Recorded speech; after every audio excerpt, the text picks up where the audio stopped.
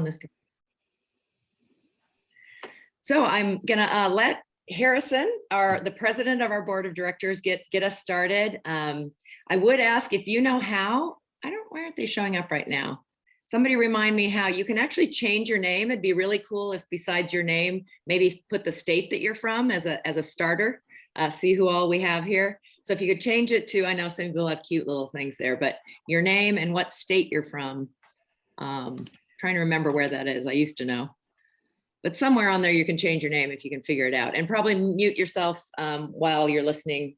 But we hope to hear from everybody. Harrison? Well, thanks, Kristen. Hey, everyone. Thank you so much for being here today. Part of the reason that this is on a Sunday afternoon is because I travel a lot for work, and I'm about to go on about 3 consecutive weeks of travel. And I think, the biggest question here today is, why USA SUP and why now? What is it that we're hoping to accomplish with USA SUP? And simply, we just want to build a community. I think that in the bottom line of things, we have tried as a sport to do this a couple times. And in each of those efforts, it has been somewhat flawed in that it was not inclusive of people who race all across the country. And it was focused too much on, major events that were only happening, once a year in disparate parts of the country. And what we really want to do is harness the power of the community and harness the power of the majority and come together and come up with a way that we can promote the sport of SUP in a very kind of holistic and inclusive way. We're still getting used to it, but I'm very much trying to train myself to not refer to everything as a race, because one of the things that I think is a key to our success is that we bring people in whether or not they're there to race. There might be a race going on, and that's great, and we're all into that. And all of you are here because you're putting on races. But there are so many more people who are just intimidated by that word race. And we really want to kind of bring them in and say that this is, a healthy and inclusive activity that we can all get into. So we do have a mission and a vision, Kristen, if you want to go that. So boy, this seems to change every week so far, but here's where we've landed at the moment, is that we grow the sport of SUP and our community by engaging and informing participants and championing safe, inclusive, and fair communities and events. So not purely racing, but racing is part of who we are, and it's part of our DNA. So hopefully we're not going to do a whole lot of talking here today, but I did want to personally welcome you and thank you. We played rock, paper, scissors to see who would be president this year, and I lost. No, you won. Oh yes, I won. That's true. It was that dynamite that I did. But thank you so much. We're nothing kind of without you, and we're nothing without your input. So I'll hand it over to the next speaker. So I want to talk a little bit about what we're calling our labor of love right now. We decided to start this with no funding because we really want to be as inclusive as possible, and that's on a lot of different levels. So we didn't want to start with, a big logo from a certain brand or something. So we want to be a resource for everyone. We want to bring racing together. And in this first phase, we don't have any funding yet. We do plan to launch a membership campaign soon. We really cool, are working with an advertising class, a paddler who's a professor at San Diego State. So we're getting some cool graphics and stuff done. So we've done it on a budget.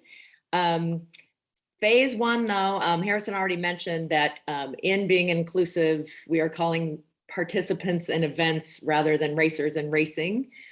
We want to be all about the growth and about building and connecting from the very start of getting new people racing. We think we have a great opportunity this year coming out of the pandemic, all the way to the very top levels. So you'll hear bits and pieces of all of that, but know that we're looking at including everyone. So this year, we want to take all of your races where they are, racers where they are. So we are going to talk about some of the things we'd like to develop over time and sign kind of some guidelines. But what we're looking for this year is to involve you guys in helping us build some of the structure around guidelines and rules and things like that. We hope to have like monthly webinars that talk about very specific topics, because things are happening really differently in different parts of the country. But for this year, a lot of you have already planned your races, had registration. We've had races already. We're not going to ask you to change what you do, but we would love to talk to you about how we want to help get people to your races. We want to help grow the sport, and we'd like to use data from your races and events too. So the big picture, are there some things we plan for phase 2 and 3 that will require money and funding and growth? But we're really excited about what this year is going to look like, and race directors just are a really huge part of that. So we have 2 of our members, Matt Jones. I know everybody's grid looks different. And Fiona Wild, who I think a lot of you know her name, our pro on our board. We're working together to kind of call what they called at the beginning the path to nationals, but it's actually quite a bit more than that, because it's just starting to look at the structure for how we do rankings and what we're going to start with. We're going to start pretty simply. It's not going to look like those of you who are in series or maybe do your own thing. It's not going to look exactly like what you do, and that's okay. We're going to make it work this year. So just so you know, let me share screen and let them talk a little bit about, I think we're on round 2 of this. We've done many things in phases, and we are still in the process, just so you know, of editing. We'll come back to that. Come on, where's the next one? There it is. So Matt, you want to take it away? Did I share the screen? No, I didn't yet. Sorry about that. Not yet. All good. Fiona, you want to alternate with me or something? Yeah, I'll jump in here with you guys. Awesome. Okay, so hi everyone. My name is Matt. I don't know how to change my name or location, but my wife and I just moved to Charleston, South Carolina from Seattle. And so yeah, like Kristen was saying, we're building this thing that will hopefully be our layout in terms of how you kind of stack up to other paddlers. Maybe I'll call them racers just in this scenario. Worldwide, or not worldwide, nationwide, I should say. So we've broken things into regions, and this is kind of like our rough format to a dream national event that we hope to be able to do further down the road. So here we go. So number 1, athletes must participate in at least 3 races within a season to get a score. And if an athlete participates in more than 5 races, only their top 5 finishes will be counted towards their overall ranking or score. Meaning if you go race in 27 different races, you just pull your top 5 scores.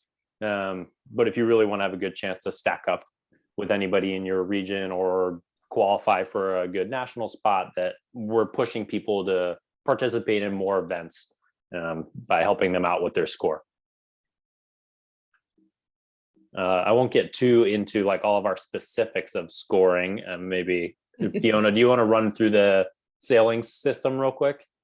Sure, I can jump on here for that. So the big thing that we're trying to do with the quote unquote path to nationals is to have a program where we, as individual athletes, and I'm speaking as a paddler myself, but also on the board, where you can race against other people that are in your region. And you can, you get that, weekend competitive, exciting rivalries that go on that push each other to improve and to, push the sport. So in that sense, kind of just to jump back for half a moment on what Matt was saying, is there is the nationals, but then there's also regional events that are going to be happening that you can have a ranking on. So one of the things as a racer that's really important is to have a scoring system. So before you enter a race, you have an idea of, how to break a tie or something like that. So we know that races all over the country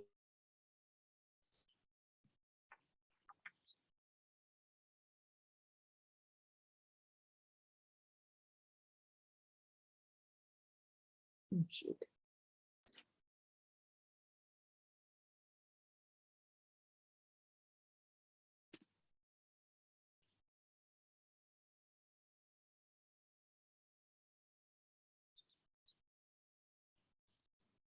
Scott, are you on your phone?